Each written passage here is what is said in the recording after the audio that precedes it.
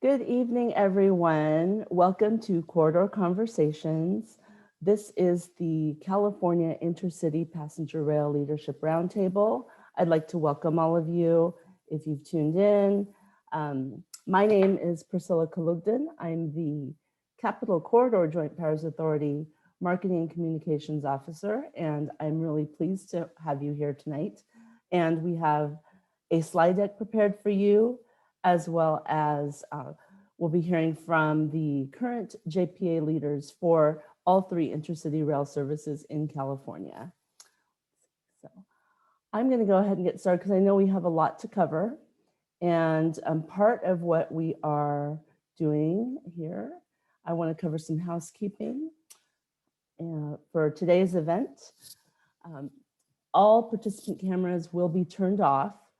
And want to let you know that if you have a question, please use the Q&A feature to submit your questions and comments, which will be addressed either during or after the workshops in some way.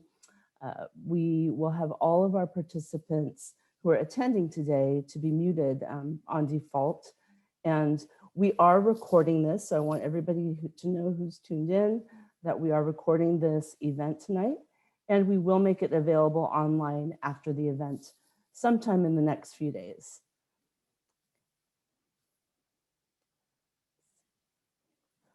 All right, so let's get started here. So we're here to talk about the California Intercity Passenger Rail Program. And I've been here for a number of years with Capital Corridor, but it existed well before I came along. The voters of California actually started and initiated the desire to have intercity passenger rail in California. Back in 1991, as a result of Props 108 and 116, the voters of California authorized funding for the intercity passenger rail program that we know today. And later on in 1998, Capital Corridor Joint Powers Authority assumed management of the service route. And we continue to work with Caltrans and CalSTA at the state level to receive our funding from the state and continue to be state supported, while also supplemented with our fare box that we achieve from our riders.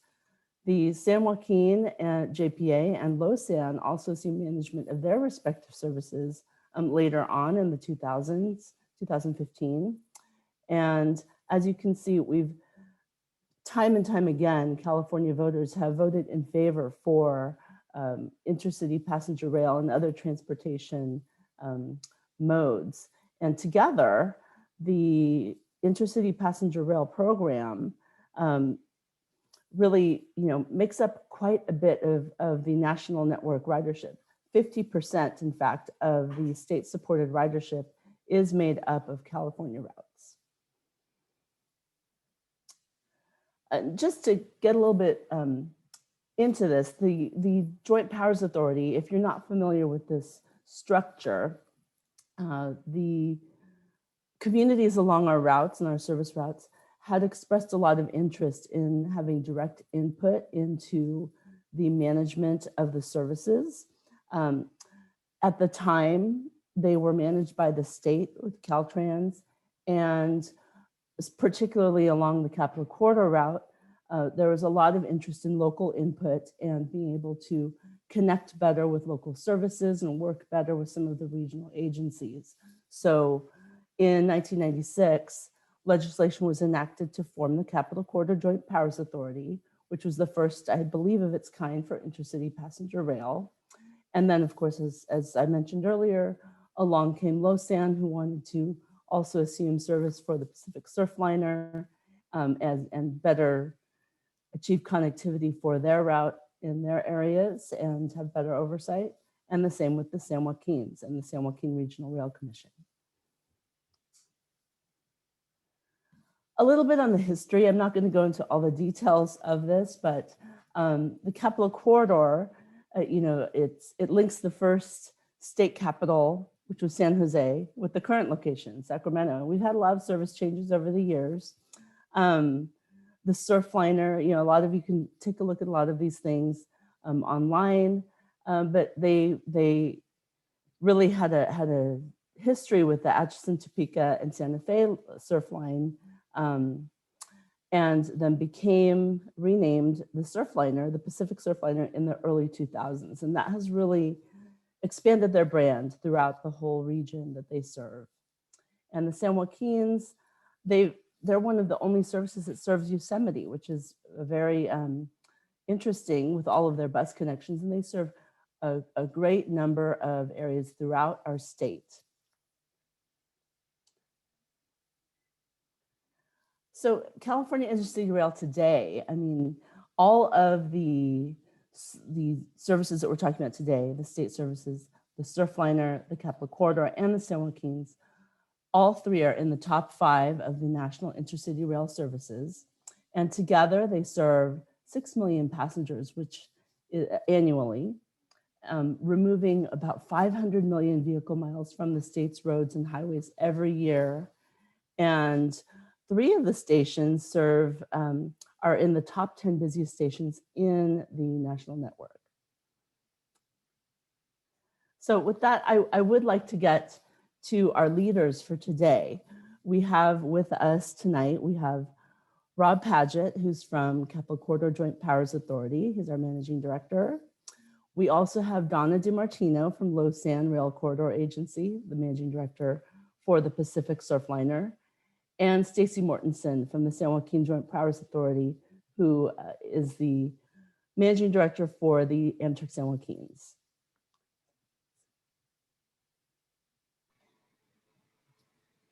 Alrighty, Thanks, Priscilla. Yes, thank you, Rob. Hi, I'm Rob Padgett. I am the managing director for Capital Corridor, and really appreciate everybody's time tonight. And we are excited to hear your questions after we just give you a quick overview of the 3 services here in California. You got the next slide? Mm-hmm. So a quick summary, and for those of you who are Capital Corridor riders who are on the call tonight, you know this well, but we're a 170-mile route. We are the only service that connects Sacramento all the way down to San Jose, and we rely on extensive connections to local transit to connect to communities up and down our corridor. Next slide, please.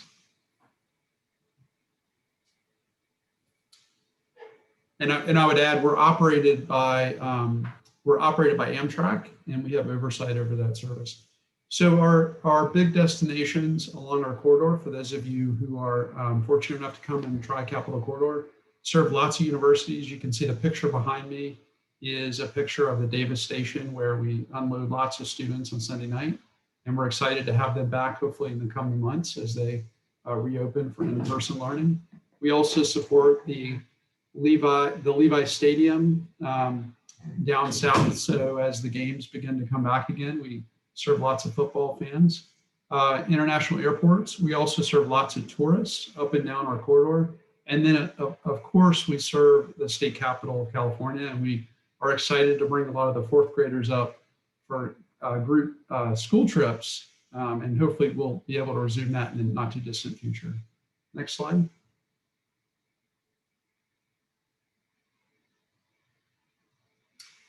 So just very quickly, we are intending to continue to expand our service. As you may be aware, we were the fastest growing service in the nation for the 5 years prior to the pandemic, and we were bursting at the seams. And so we are continuing to actively pursue opportunities to expand our service. The top of our list is the Sacramento-Roseville third track project, which we are in the final design stages of, with an expectation of increasing our service from 1 round trip to 3 by 2025. The South Bay Connect project, which is south of Oakland, which will reduce our travel times and also improve reliability of that service. And then lastly, the Link 21 project, which we're doing in cooperation with BART, which is exploring a new Trans-Bay connection, which would provide a direct regional rail service right into the heart of San Francisco.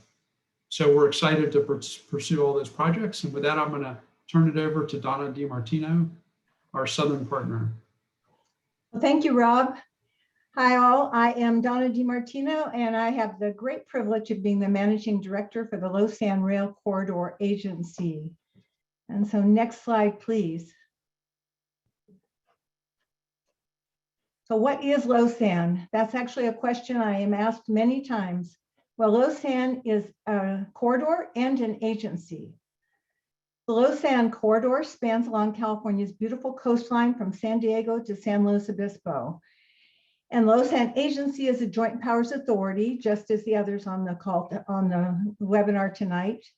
And that joint powers authority, LOSSAN agency, manages the Pacific Surfliner service, among many other things. The LOSSAN corridor is the second busiest intercity passenger rail service in the United States. Pre-COVID, we had 26 daily Pacific Surfliner trains operating along the corridor between LA and San Diego, with some trips going up to Santa Barbara and to San Luis Obispo. But the Pacific Surfliner shares the corridor with others, including Metrolink and the Coaster. So again, altogether pre-COVID, we had more than 150 commuter trains along the corridor and 70 freight trains per day. This corridor is a critical component of the region's transportation system, running along the congested stretches of Interstate 5 and Highway 101. So the next slide. Yes. I know, I think we need to go back one slide. Back, we're going forward. Need to go back to the, okay, there we are, we're still there, thank you. The LOSSAN Rail Corridor Agency works with partners to enhance passenger rail service along the rail corridor. We're set up similar to the other JPAs. We have an 11-member board with 9-member agencies, and those member agencies include LA Metro, North County Transit District, the Orange County Transportation Authority, the Riverside CTC, SANDAG, San Diego MTS, San Luis Obispo COG, Santa Barbara CAG, and Ventura CTC. And as I mentioned, the agency manages the Pacific Surfliner service. So next slide, please.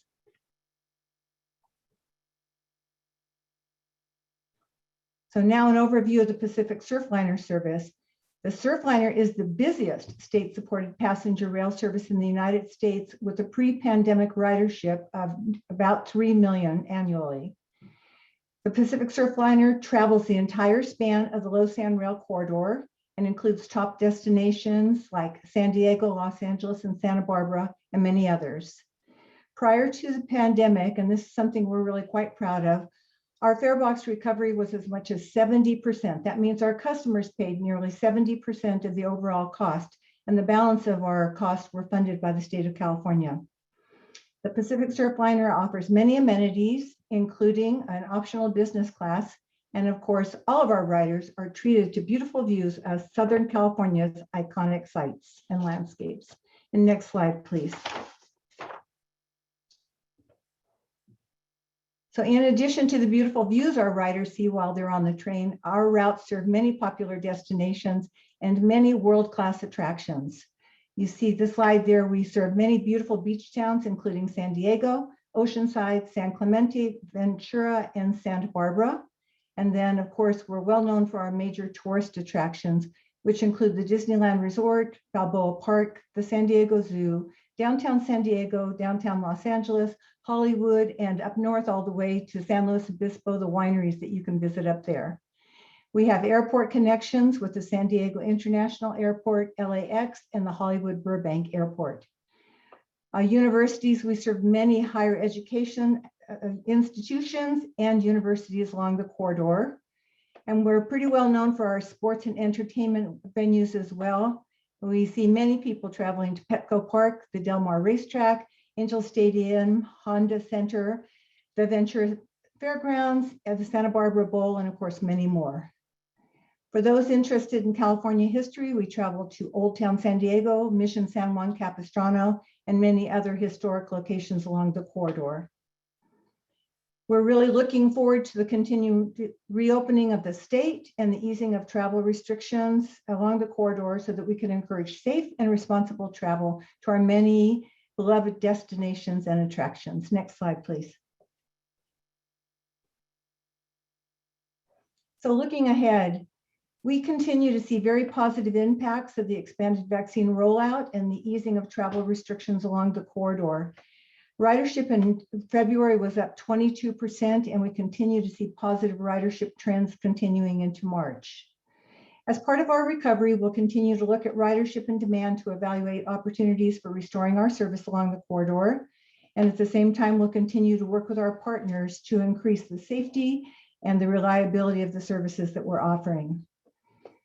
We have a lot of upcoming projects, and especially one on the Pacific Surfliner that we're proud of is that we intend to be improving our Wi-Fi, and that will be a project that we'll be completing by the end of the summer.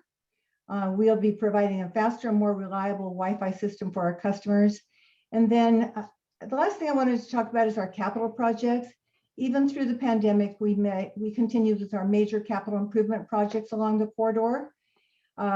We have many more to come. We're currently overseeing about $350 million in projects and capital improvements along the corridor, which will pave the way for service expansion, more reliable service, and other improvements in rail travel. Two of our biggest projects include expanded layover facilities in San Diego and San Luis Obispo. And with that, I think I'll conclude. I want to say thank you again, as Rob did, for sharing your time with us this evening. And I'll pass it on to my partner up north, Stacy Mortensen. Thanks, Donna. Donna and I used to be partners when she was up in San Joaquin County, and she was the bus lady and I was the rail lady, and now we're both rail ladies. I think we'll need to move a couple slides ahead to the map. Next slide. So San Joaquins really make up the spine of the central state. You see there in the orange that we run through the middle of California from Bakersfield, and we branch off in the Stockton area and run to Sacramento and Oakland. And we have a massive thruway bus program. In fact, the thruway bus network makes up about 25% of our total budget. And it goes as far north as McKinleyville, as far south as Indio. It goes to Vegas, it runs to the coast, it goes to Yosemite. So we have this very, very extensive bus network. And you'll see in a minute, 55% of the riders use that bus network on one end of the trip. So for the San Joaquins, this is a really, really critical piece of our program. We do have direct connections to the capitals up in the north, and then we have a connection to LOSSAN at various places through the thruway bus network. Next slide. San Joaquin riders are a little more unique, I would say, than up in the north, Capital Corridor, ACE, Caltrain. During the worst of the pandemic, the San Joaquin ridership held better than nearly every other train system in the country. And I think that is a function of the demographics. For many of our riders, this is the only option to get them where they need to go. And you can see there are just a few things about our top destinations, the diversity of the ridership in terms of background and income. And most people are connecting with family. You'll see a lot of luggage and kids in tow and grandparents all going to connect with family somewhere else throughout the state. We do have about a 15% business market, but for the most part, most people taking the San Joaquins are taking more than a day trip. They're going to be gone for a couple days. Next slide. We have some new equipment on the way. Yay. We already have some clean, high-powered charger locomotives, but we're also in the process of testing and certifying this new Siemens Venture rail car. This is rail car style that's used on the Brightline service in Florida. It's extremely popular, has a modern interior, modern amenities, much more innovative for the passengers than the typical historical rail car. So we're very excited about the process to get that equipment into service. Next slide.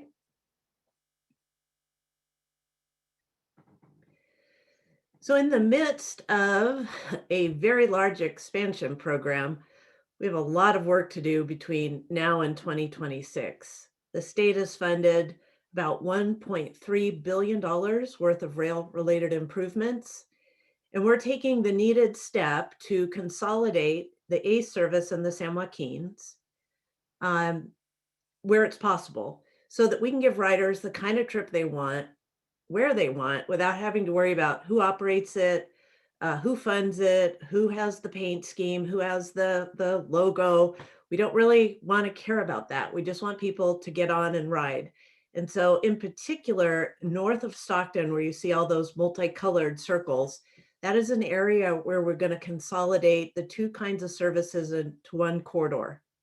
And this corridor is a little bit closer to I-5 than the current route that the San Joaquins run on, but it lets us serve the Midtown area of Sacramento directly, has very easy access to the Capitol and the larger state and federal buildings.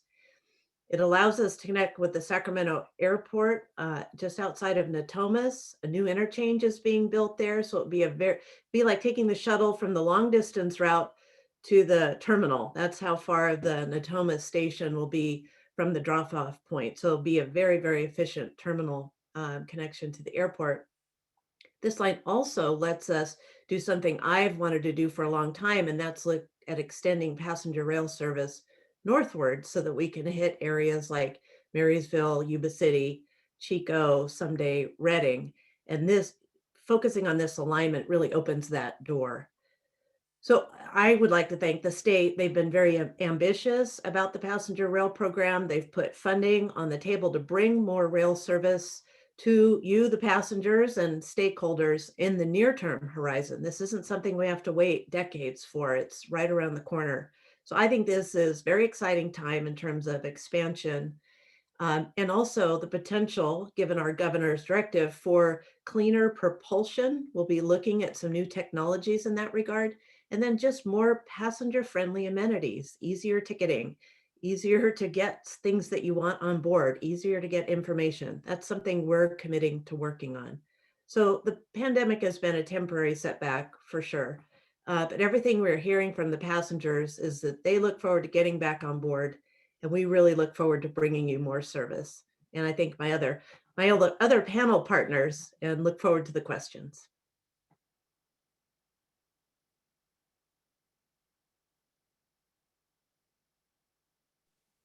Thank you all so much for your sharing a little bit about your routes. I do know that one of the questions that is probably on the minds of folks, and I know that there are already a lot of questions to answer, but I know that this is something that is probably in their minds.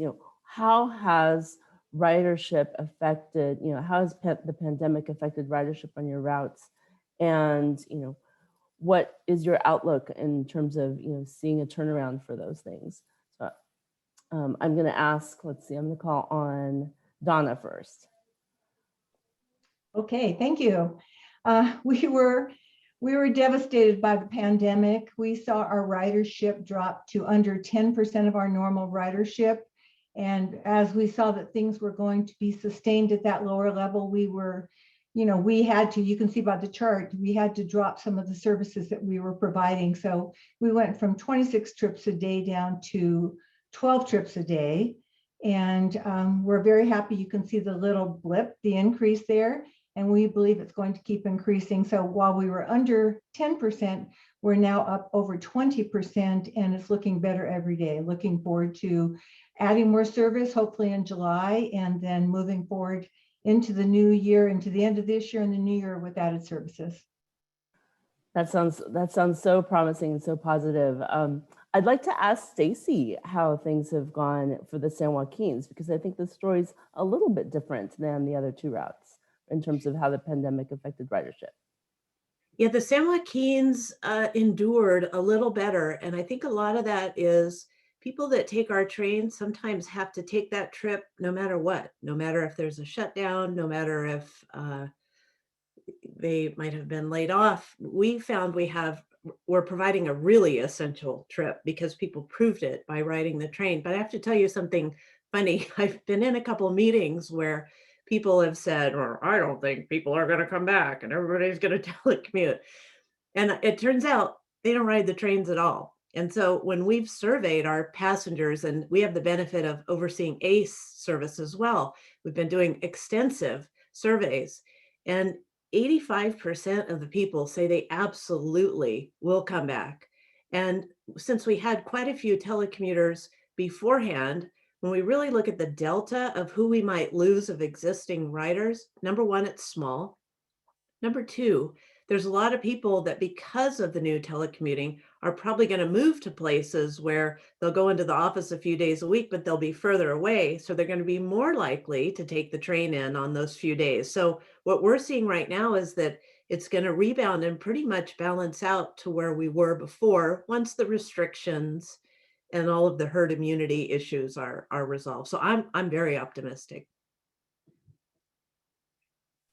That's great to hear. That's good to hear. How about Rob? Let's hear from Rob about how Capital Corridor is doing. I know that things have ticked up a little bit, so that's a good thing. Yeah, But it's a good question. Us being so, business travel focused, how has that affected us? And if for the folks at home, if you're looking at the slides here that we're sharing, this is a picture of all three intercity rail ridership routes since January of 2020 up to February 2021.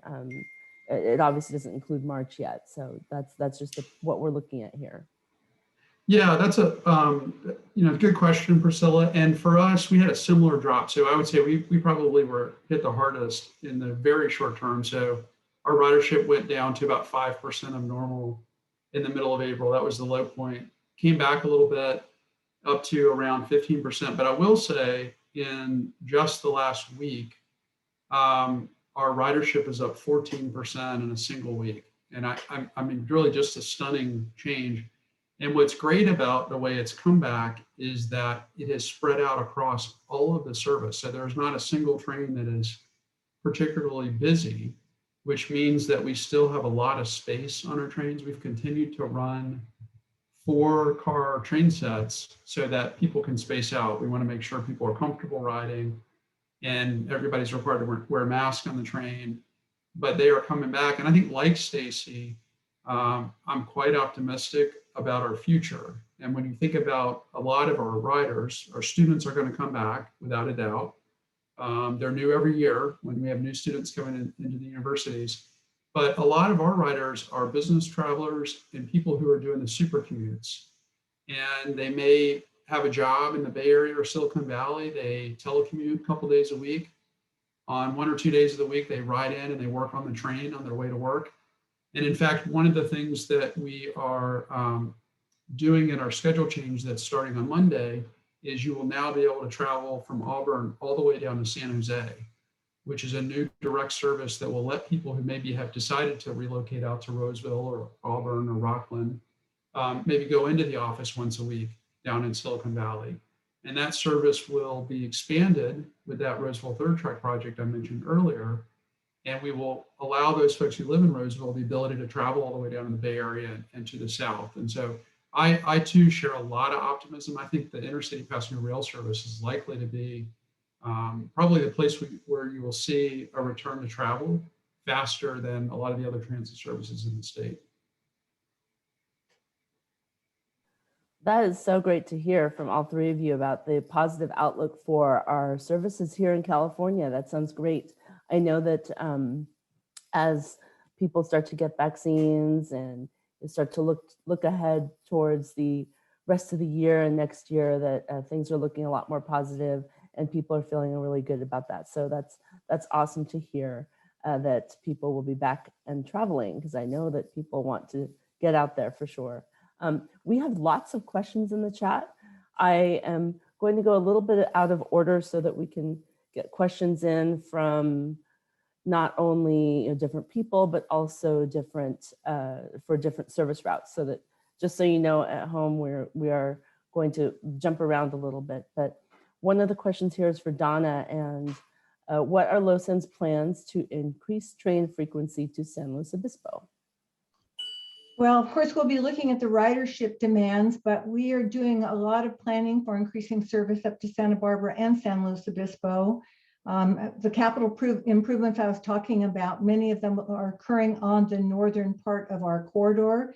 We are increasing, we're actually replacing some 100-plus-year-old bridges along the corridor, and we want to optimize the availability of the track and the rail up there so that we can provide more service.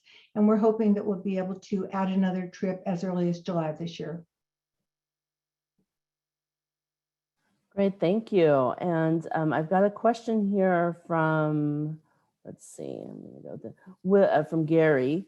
Will increased Roseville-Sacramento service provide seamless Roseville to San Jose trips? I think that may have been answered a little bit, but maybe Rob, you could expand upon that some more for the future. Yeah, we run one round trip a day for that stretch now. And as I mentioned, the schedule change will let you take the train from Roseville all the way down to San Jose if you want to go on that whole trip.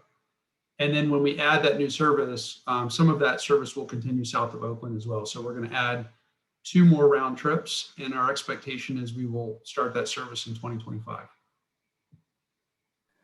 Great. Let's see. We've got a question here for Stacy. Does the San Joaquins Service have a plan for synergy with the eventual phase 1 of California high-speed rail service? Yeah, I knew I'd get that question. Yes, of course it's going to come up. We do. In fact, we've been working for quite a while on, you have to work on a plan A, a plan B, a plan C when it relates to high-speed rail, because it's hard to tell exactly how it's going to shake out. But the concept is that, like I talked about, consolidation between ACE and the San Joaquins, down in the Merced area, we would definitely make sure to consolidate all of those services, including the initial piece of high-speed rail. And it's likely that our agency will oversee some initial service on that route. And so that will help with the consolidation. But I think that's really important. It's not going to work if it's clunky. And so, some people might say, well, that's not going to be until 2028 or 2030. But right now we have to plan on that, because to make it seamless, it needs time. We have to digest things and think about how they'll play out. So we are on it. And ideally, you'd have one operator that, in addition to managing, you'd have one operator that takes care of all those pieces. And then they're incentivized to make sure they all work together. Thank you, Stacy. I think there's another question about high-speed rail and just, I guess, more general. How is high-speed going to affect the current service that we're providing now for all 3 services? What is the outlook like for that? Well, I think maybe let's see, Stacy go first, and then we'll have Rob and Donna. I think it's good. I mean, you can look at it as a new spigot. Because of the speeds, because of the trip times, because of the new frequencies, there'll be a lot more passengers in the spigot to go north and south. So I think all services, really all rail, whether it's commuter or intercity, will benefit. But a lot of times when people are taking these kind of trips, they are longer. So I think the intercity services will benefit a lot by that new spigot. Yeah, I agree. I saw a statistic the other day that 5% of all trips over 15 miles in the state of California account for 35% of all vehicle miles traveled. And so if you think about what rail can do to support our climate strategies, greenhouse gas reduction strategies, this is a big part of it. And the state of California has a comprehensive rail plan. High-speed rail is part of that plan, and our services are as well. And so if you take the equivalent today, you think about Stacy's service and to some degree our service, we have passengers that connect either through local transit services or through the connecting bus services. They get on the train and then they make their trip.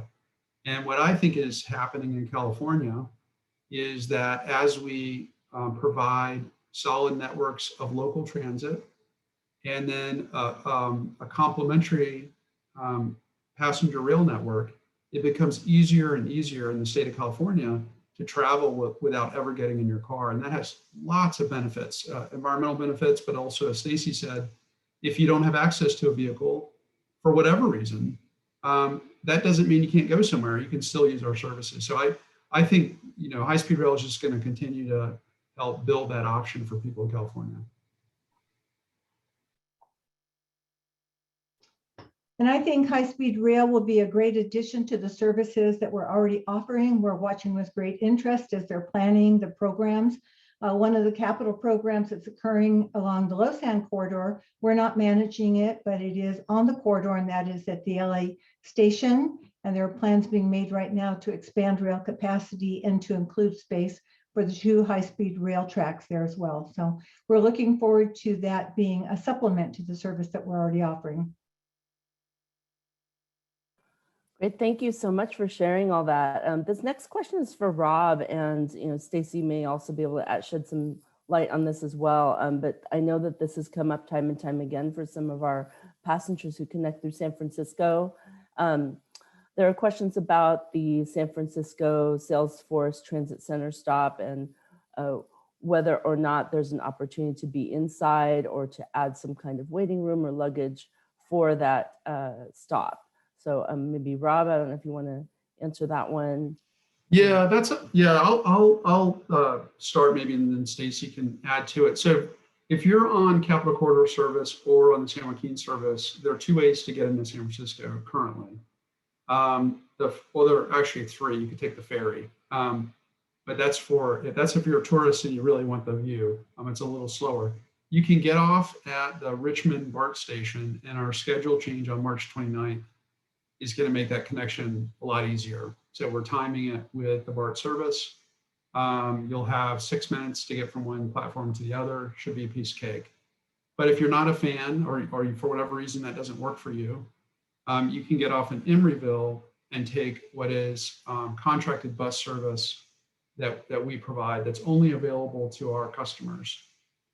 One of the things that we were working on before the pandemic is a cooperative service with AC Transit, which would serve both our customers and be available to residents of Emeryville or San Francisco who want to take that service. And it's a much better way. I mean, we're trying to do this all over the state rather than have duplicating services.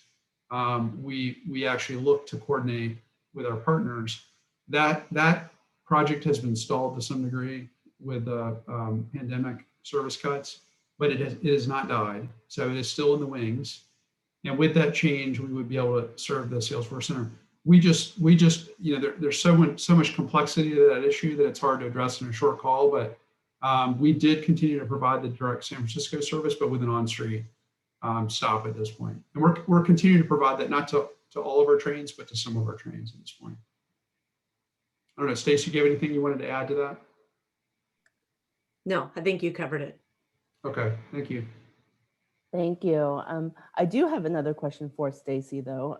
This is from Jason. The ACE train extension to Merced passes through many city centers as opposed to the San Joaquins that travel to the east, which is good. He says, unfortunately, the Sacramento extension doesn't serve Sacramento Valley stations, which misses some vital connections. So how do you plan to address that, or do you have plans to address that? We have been looking at that for a while and have had the criticisms that the new trains would not serve Sac Valley.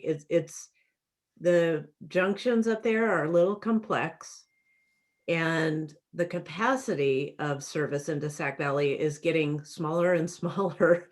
And as Capital Corridor adds trains, they need that capacity for through movements and station stops. So we really had to deliberate about that. We still have 2 trains that run on the 99 route up to Sacramento, hitting Sac Valley. But it looks like any material growth would have to be towards other destinations. And it's not that we're done on that topic. It's very expensive to make a connection once we're on that other line. Right now it would involve backup moves and swing moves and in a very congested area. So I would say we're not done, but it's complicated. And so we are trying to go at the moment where the state and the regions have the most potential for growth. But yes, it might sacrifice some of the connections at the Sac Valley station itself. And so those are things we have to weigh.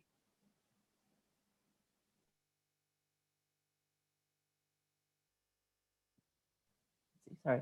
We do have another question here about electrification. It's something that we read about a lot in the news. Caltrain is currently electrifying its line. And the question is that, are any of our service routes planning to follow that example for electrification? Maybe Rob, did you want to answer that one? I get that. Yeah, I get that question a lot. So we, one of the big differences between Caltrain and our services is that we operate on freight-owned right-of-way. And so Caltrain was able to purchase that right-of-way, and it gives a lot more freedom to install the equipment that you need to support an electrified line. I would say that we are, I would say, collectively working on a zero emission strategy, and that is one way to go. But I also would say that there is a lot of really promising technology on hydrogen powered locomotives. And if I had to place a bet today, I would say that is a more likely strategy going forward than electrification. Okay, thank you. Let's see, we've got lots more questions. Another question for Capital Corridor is, are there still plans to extend to Salinas? And then the second part of that question is, are there still plans for extending the Surfliner to San Francisco as the Coast Daylight? I'll answer the Salinas. The Salinas is more likely to be a Caltrain extension at this point than a Capital Corridor extension. I think there are a lot of plans for expansion along the state. We've been working on capital improvements. I can talk a little bit about some of the work that's going on along the corridor, the LOSSAN corridor. We've been working for a few years on an optimization study. Our partners, all the stakeholders are working together to try to identify ways to expand. I see a few questions about Del Mar and some of the challenges along the LOSSAN corridor that have popped up. And so we are working very cooperatively together with our with the other operators and our host railroads to identify ways that we can double track as much as possible. We can maximize and optimize the corridor so that we can increase the service. As far as plans to go up north, that's certainly something that's still in the works. We're still talking about it and thinking about it. I think our focus, especially in the LOSSAN corridor, has shifted somewhat to the stabilization efforts that need to occur along the corridor. And of course, the pandemic has sent us back a little bit with the ridership the way it is, but certainly those plans are still there. I would just, on the Monterey Salinas, the conversation is open about how that service might come to light. I know Caltrain has some difficulty getting the frequencies down there, given their core route. ACE has some trains that lay over during the day. So we're looking at, maybe we can't provide both directions of service, but maybe we could run one round trip. So we're trying to see if we can coordinate together. Each of us helps out with a certain part of it. Just extensions like that are complicated, but if you can leverage off the other corridors, I think that's good. So we're still trying to keep that open. Awesome. Let's see, I know that we have a lot of questions coming in through the Q&A, which is great. I do see some questions also in the chat and some raised hands. We are trying to direct all of our questions to the Q&A. So if you have them, please put them in there so that we're able to manage them. I know that I didn't mention earlier, but Marcus Cook is handling our chat resources and sharing links with everybody when he can, as well as I'm helping to answer some of the questions as we go. Let's see. So I have a question here from Mike, and it's for all three. What month or upcoming, or what date in the future are each of the services expected to do a ramp up from the existing temporary pandemic schedules? Maybe let's see. We'll start with Donna. Well, thank you. I think we are going to have various times that we're looking at ramping up the service, but one thing that I believe will be happening, first of all, is that we're limiting capacity on the trains currently so that we can allow social distancing. And I believe that is one of the first things you'll see happening. We'll be expanding that capacity on the existing train so more people will be able to travel.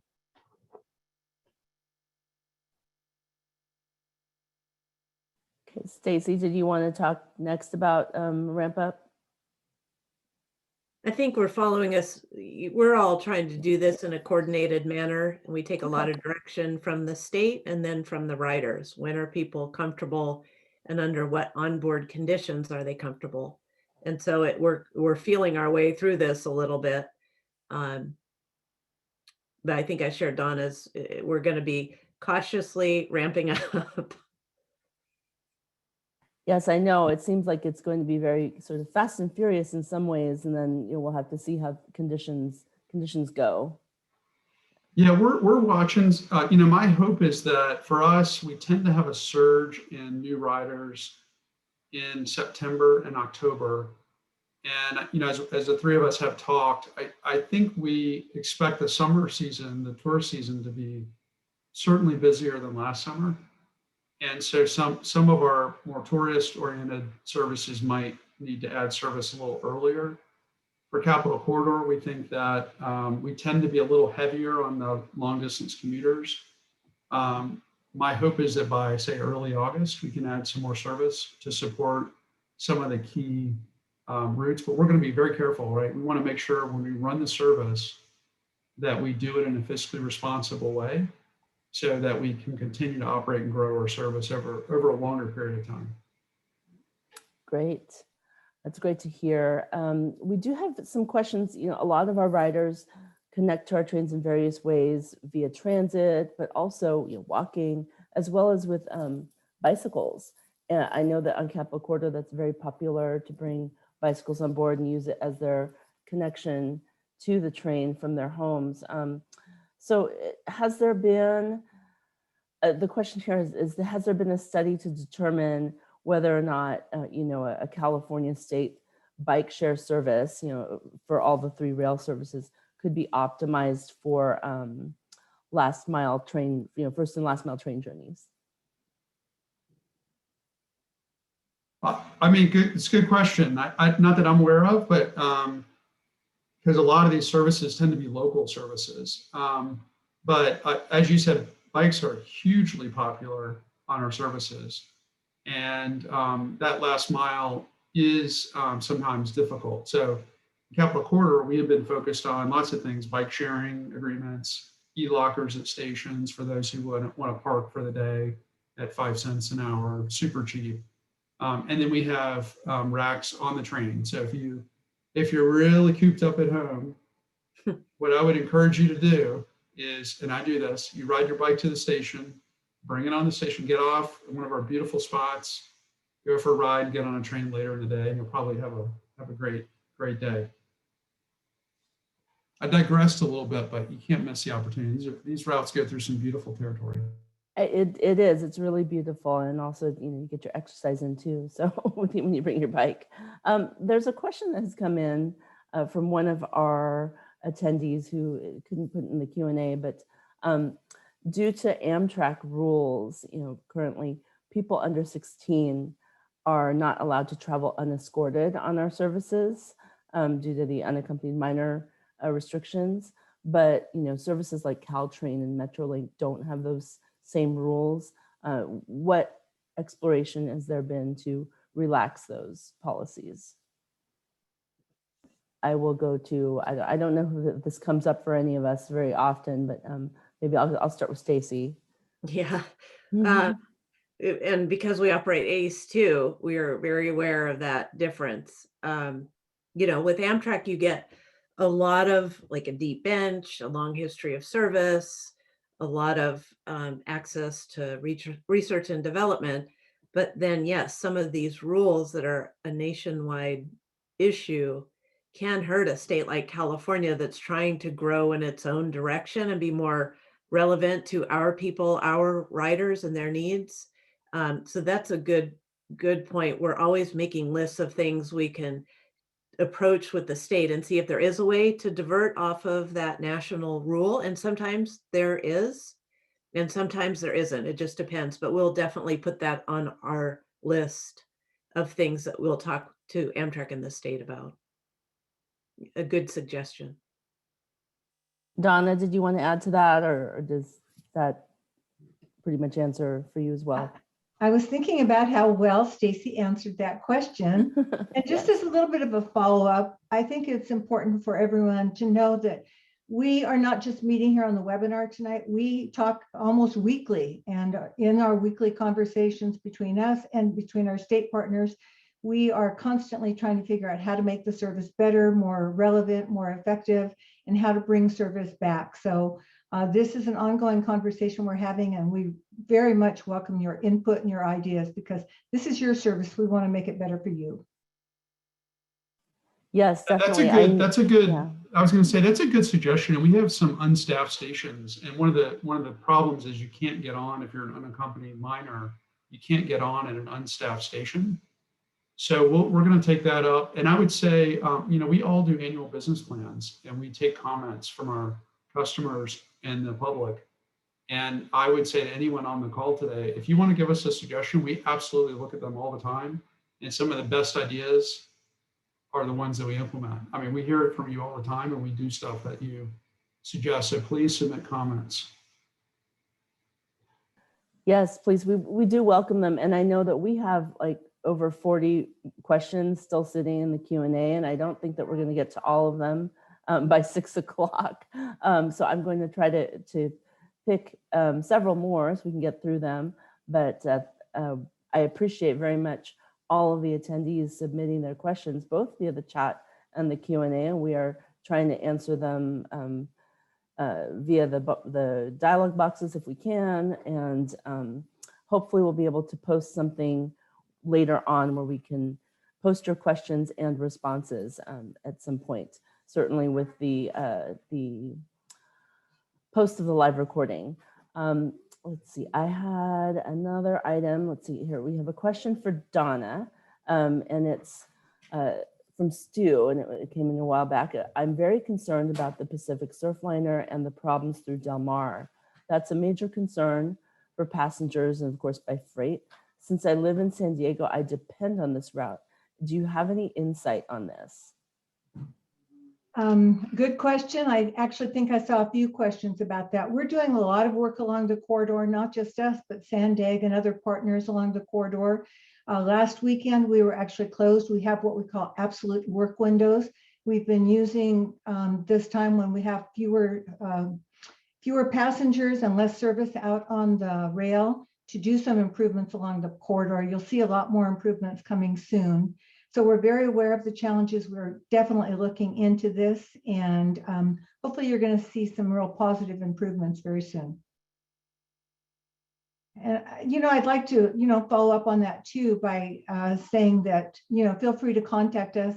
We can't spend all the time tonight answering all these questions, but there are definitely a lot of plans along the corridor. We've been doing board presentations to share with our board and the public information about the many projects occurring along the corridor. And if I may, I saw one question from a person, an anonymous attendee, who asked how the capital improvements are being funded along our corridor. And I think it's really important to note that the state of California is making a major investment in intercity passenger rail in the state. So the capital improvements I've talked about so far have all been funded through the state. And although we are looking at the federal investments that might be possible with the infrastructure and other federal programs that are coming up. Great. I have another question. This is for Stacy and Rob for San Joaquins and Capital Corridor. When will cafe car service return? We were talking about that today. I know. And I know, what Donna said earlier about them talking all the time. They do. They have each other on speed dial. They text each other. So there's lots of collaboration between all three JPAs, and that doesn't go just with the leadership, but also with the teams. So we're always working together on many issues that we share. And this is one of them. When will food service return? So I don't know who wants to answer that one. Yeah, Rob, did you want to go? Yeah, I can give it. I can start. Yeah. So the highest level description I'll give is when all of the counties in which we operate get to what's called the orange tier that lets us turn that cafe service back on. And it's not a simple process to turn it back on. So it's not going to be the next day it comes back on. But my expectation is that in the early part of the summer, we'll be able to do that. But again, it's one of those things where we will work with Amtrak, giving them the green light to start working on it. We are probably going to do, I know Donna has had some simpler approaches to food. We're probably going to do something like that, at least in the short term, just so we limit time in the cafe, box lunches or things like that. I know Stacy's team has been working hard on this, on the details of that. We are. The average trip length on the San Joaquins is 138 miles. So it's not like ACE where maybe your trip length is 54 or 64. This is a long trip, and it pains us a lot that we don't have food service available. So the minute we can put that back, that's amenity we think uniquely is very important to the San Joaquin riders. Yes, we do look forward to the time when we can open our cafe cars again for our passengers. I know that me personally, I would love to be able to do another one of our Cappy Hour rider appreciation events on board. One day when the time is right, we'll be able to do it again on board and see our passengers and do these things in person instead of just virtual. And I saw the text pop up, even just coffee. We're totally with you. We promise the first thing will be coffee. Coffee, yes. Yes. Essential. Start from there. I do have and beer as well. Yes. I do have a question here that came in from Diane. It says, what do you all see as the most transformational technology for rail in the near future? And maybe let's see, I don't know who wants to go first on that one. You guys can raise your hand.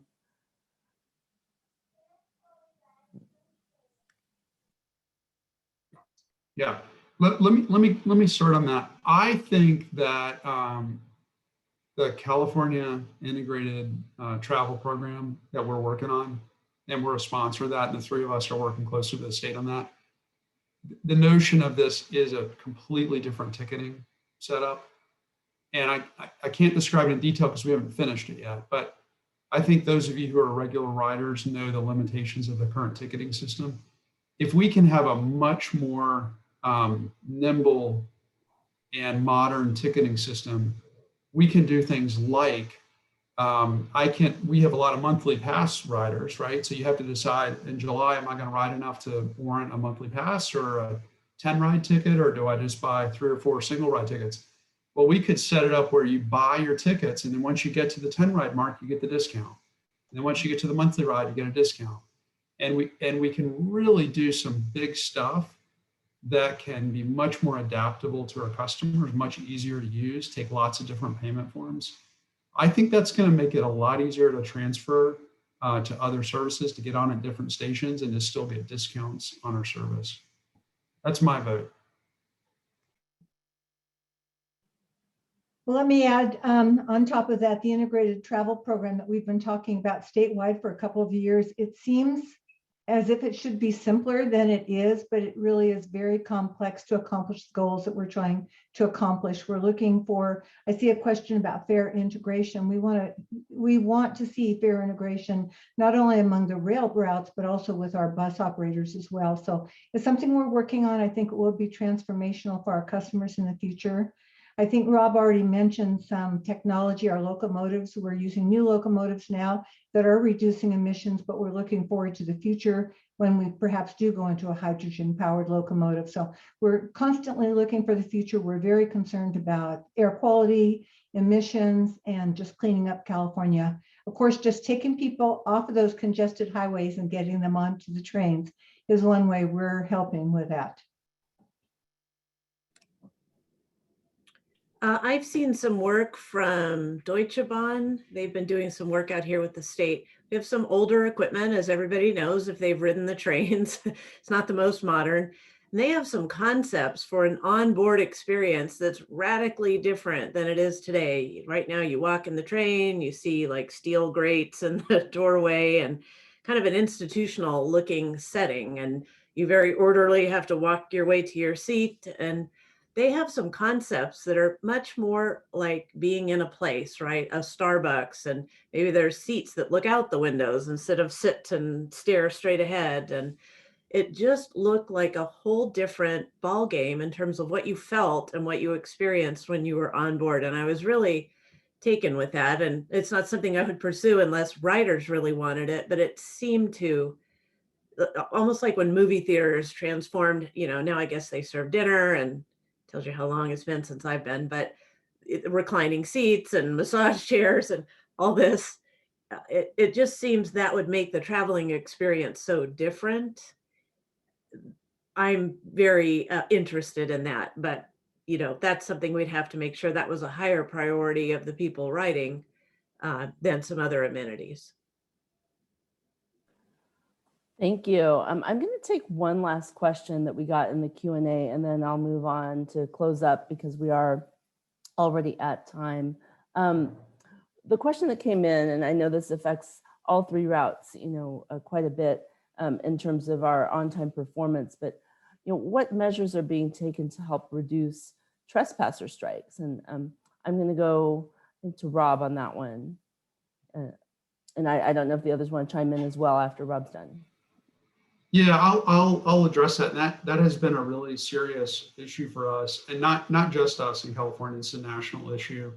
And what we have been doing at Capital Corridor is in partnership with Union Pacific and with funding that was passed by the voters in California through SB1, is we have been focused on that issue like a laser. And so what we have done is we put up fencing in areas where it gets knocked down. We put up fencing. We clear out vegetation. We encourage people to get off the right of way, relocate folks who've landed on the right of way. And all of it is to keep people safe. So we absolutely, it is a tragedy every time we have a fatality on the right of way. It is a tragedy to the families. It is a tragedy for the engineer. And it is something that we are completely committed to. And we're looking for partnership at the federal level to help us address it. Our partners at Union Pacific have been great to work with on this project. They are as committed as we are. As you know, we run through some very urban areas with lots of at-grade crossings. Those are really hard areas to secure. We also participate on a very active basis with Operation Lifesaver, which is a national and a state organization that pushes out a lot of marketing information and a lot of material that is quite effective in reducing fatalities. I think this is going to be a long-term problem, and we're going to keep looking for innovative solutions, and then also look at some of the at-grade crossings to minimize any sort of issues with vehicles as well. I think this is an important issue, especially as we look to expand. And in the past, we've really relied on the campaigns, right, to educate people, kind of like the Don't Smoke campaigns. But I think now we have a whole infusion of distracted people through earbuds and focusing on their phone. We have a lot more mental illness issues that end up presenting people on the tracks where they may not be aware. And so I really feel we have to use technology in this regard. The historical methods, I think, work terrific with school children, right? They tell their parents, don't drive around the gates. But I think where people are distracted or are unable to process where they are and how dangerous it is, we've got to take another path. And we've got the Amber Alerts and things that alert people. And even if you don't want to hear the Amber Alert, you hear it on your phone and you have to go to great lengths to turn it off. And I think something along those lines, whether it's in the right of way itself or it's on your phone or some other means I can't dream up yet, we've got to take the leap into a more innovative approach to that. And we all have to commit both to the current programs that do work on some audiences, but expand that to take care of these other people that are ending up in the right of way. Great. I know we're over time, but I did want to get to one last question for each of the JPA leaders. What is, as people look towards traveling and getting out again, which is exciting, and getting around the state, what would be a must see along your route? And I'm going to go to Donna first. Oh, that is a tough question. We have so many great must-sees along our corridor in the train and at the destinations.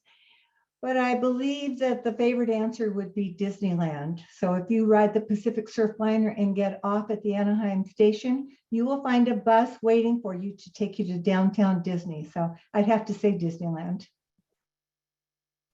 Oh, that's great. I love Disneyland and I can't wait to go back. Oh, you and so many others. Yeah. Okay. How about you, Stacy? Well, Hanford has the best ice cream in the country, apparently. And those of us who've been there, although we sweated the pounds we put on, the ice cream was fantastic. And then most of the route, you really get a sense of the agricultural belt of America.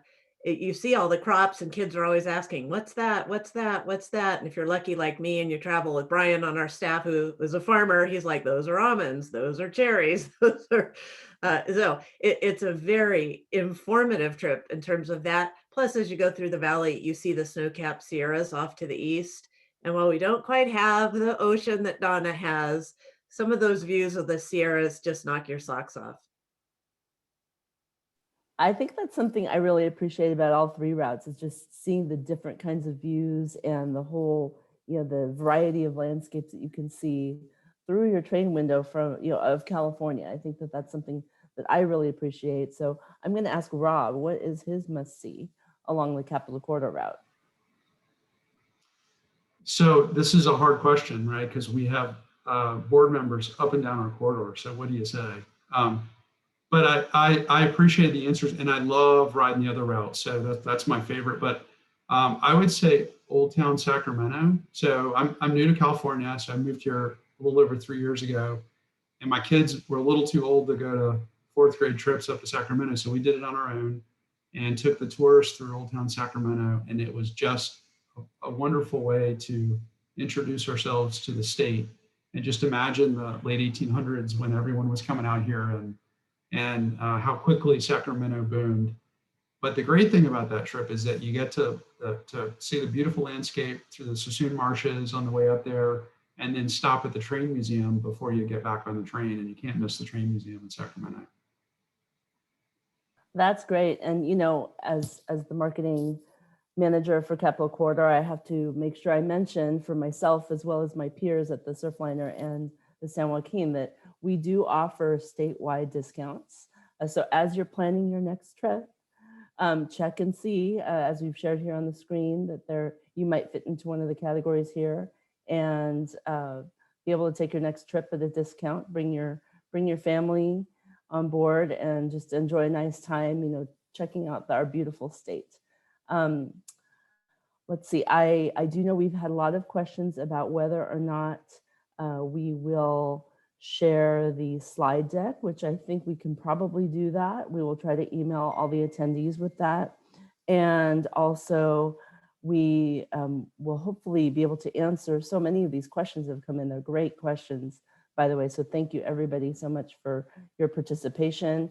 We had hoped to get to all these polls to encourage engagement, but you guys are really engaged, so that's great. I appreciate so much everybody attending today, and I want to end with our, ways to stay connected with each of our routes here. We all are on social media, so you can definitely reach out to us there, follow us there.